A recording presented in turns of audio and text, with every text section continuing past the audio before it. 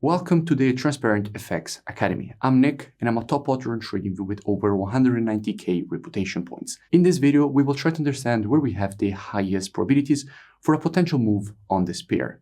And the way in which we will be doing that is first, analyzing the pair from a technical perspective. Then we will go and see what we have when it comes to the commitment of traders, which is what hedge funds and the non-commercials, so the biggest speculators in the market, are doing.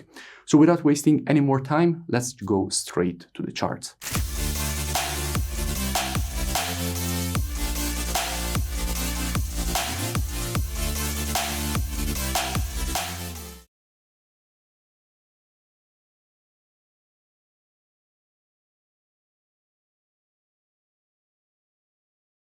In today's video, I want to speak about BTC USD because we just had a new price movement from the previous analysis that I had done on it. So it's definitely time for an update. Now, starting here on the monthly time frame, what do we have? Now, here on the monthly, we can see that we're currently testing and starting to reject the previous cycle high.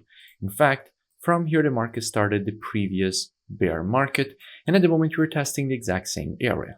Now what we know is that in the market, most of the times previous resistance, once it gets broken to the upside and retested, it usually starts to act as support, and from there basically the next rejection to the upside should start.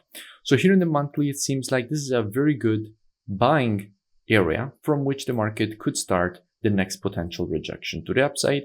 I don't expect the market in the long term to create new all-time highs until the 2024 halving event, but we should at least see a rejection away from this zone. Now, if we drop down on the weekly time frame, what do we have? Now, from a weekly perspective, we can see that it is now already 3 weeks. This is the 4th week that we have been just moving inside of this range.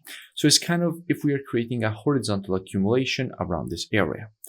In fact, if we move to the on-chain data, so how Bitcoins are moving on and off from exchanges, what we can see here is that the black line is the price of Bitcoin, which obviously has been dropping, and the purple line is the amount of Bitcoins that are currently in the exchange reserves. Now, what this indicates is how many Bitcoins are still present on exchanges. And what we can see is that even though the price is dropping, which usually indicates that there is selling pressure, actually there is selling pressure, usually the amounts of Bitcoins on exchanges in situations like this get increased because people are dumping their Bitcoins on the exchanges. However, what we're seeing is a decrease of these reserves, meaning that there is even more buying pressure and people moving. There is a record amount of people that are moving Bitcoins away from exchanges in cold storage, so self-custody.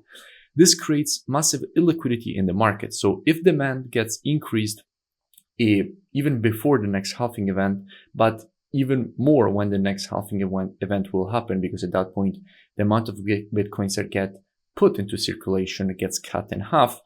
Obviously, that, if it is matched even with a same level of demand, should drive price to the upside. So in the long term, this seems very bullish. Moving back to the technicals, if we drop down on the daily time frame, what do we see? Now, here on the daily, I spoke about Bitcoins a couple of times in the past. I spoke about Bitcoin after the creation of this M pattern. I made a full breakdown explaining all the reasons for which we expected a rejection to the upside. The market then gave us that move.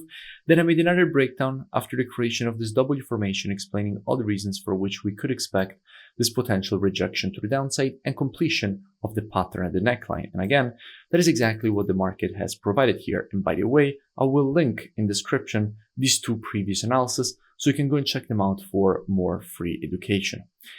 Now, in a situation like this, what we could expect. Now, here on the daily, we are clearly bounded in this range. We have the high, which is currently at this level here, which is previous support from resistance here, again here, and also was acting as resistance here, which if the market will test it again, should once again act as resistance. And at the same time, we have support here, again support here. And if the market will once again test this area here, it should once again be acting as support.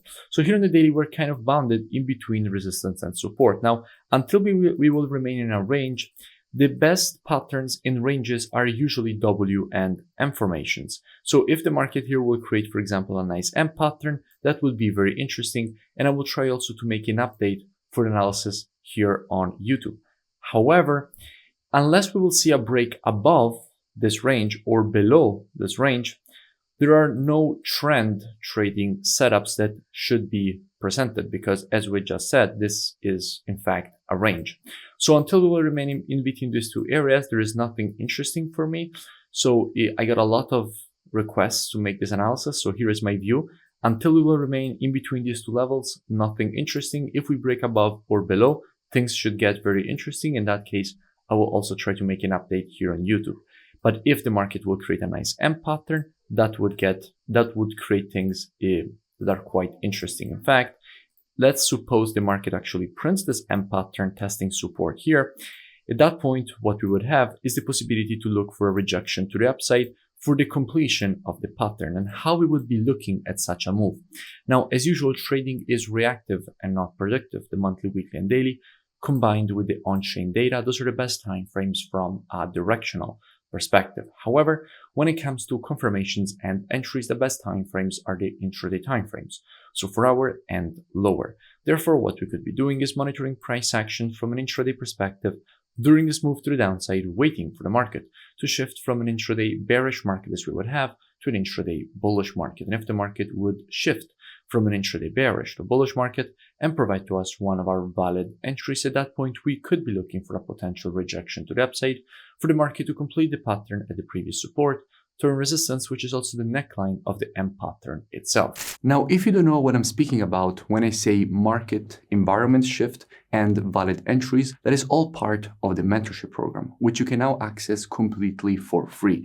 In fact, the link is in the description, and I really suggest that you go and check it out because you can learn all the rules of the strategies and you will find a lot of valuable content inside of it.